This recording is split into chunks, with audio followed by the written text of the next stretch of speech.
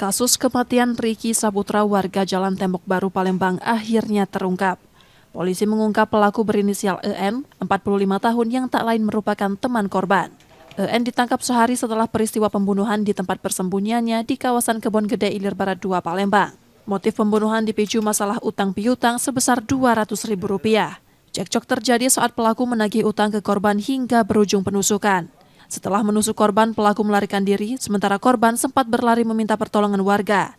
Namun nyawanya tak tertolong saat dibawa ke rumah sakit.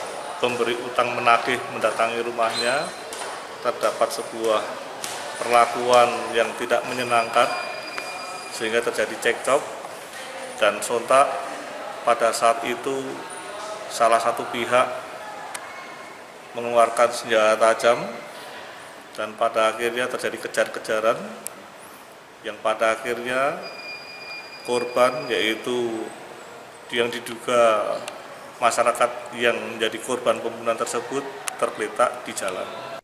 Akibat perbuatannya, pelaku terancam hukuman hingga 15 tahun penjara. Yudi Kiswanto, Kompas TV, Palembang, Sumatera Selatan.